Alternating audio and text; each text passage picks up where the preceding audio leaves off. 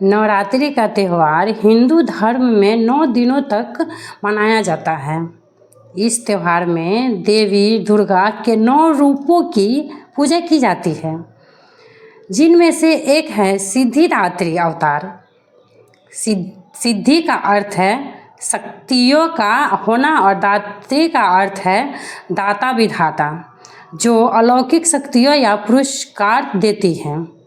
पुराण के अनुसार माँ सिद्धिदात्री अपने भक्तों पर कृपा करती है और उन्हें सभी सिद्धियाँ प्रदान करती है।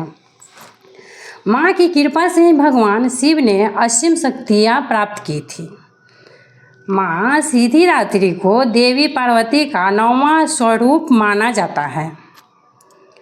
माँ सिद्धिदात्री का 4 भुजाओं वाली है, शक्तिशाली, बलशाली है।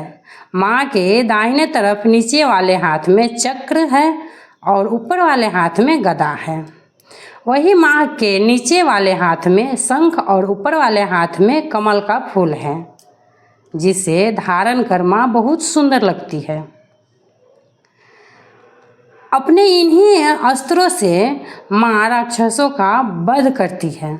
माँ की सवारी सी है, जो कि माँ की परछाई की तरह उनके साथ चलता है और माँ कमल के फूल पर आसीन होती है। ऐसी मान्यता है कि जो भक्त माँ की सेवा पूरे विधि विधान से करता है, उस पर माँ की कृपा सदैव बनी रहती है। ऐसी मान्यता है कि भगवान शिव का आधा शरीर माँ सिद्धिदात्री से जुड़ा हुआ है।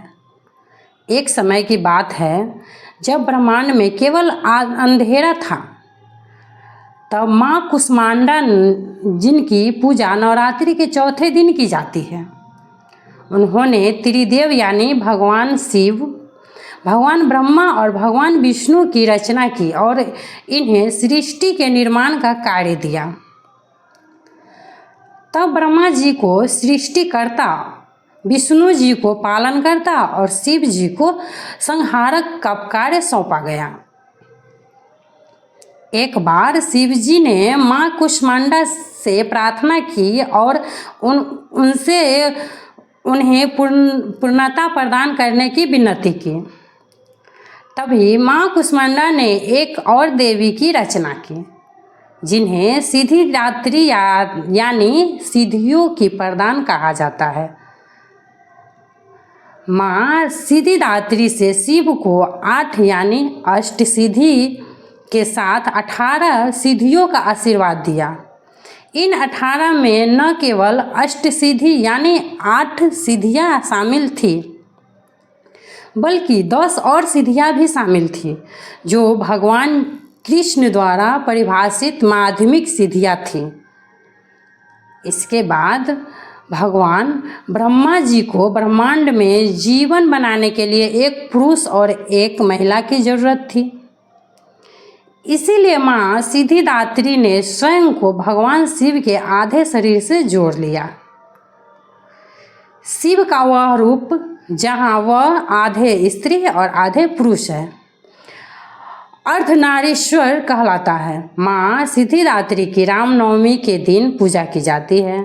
माँ सिद्धिदात्री की पूजा केवल मनुष्य ही नहीं करते, बल्कि देवता, गंधर्व, असुर, यक्ष और सिद्धि भी करते हैं।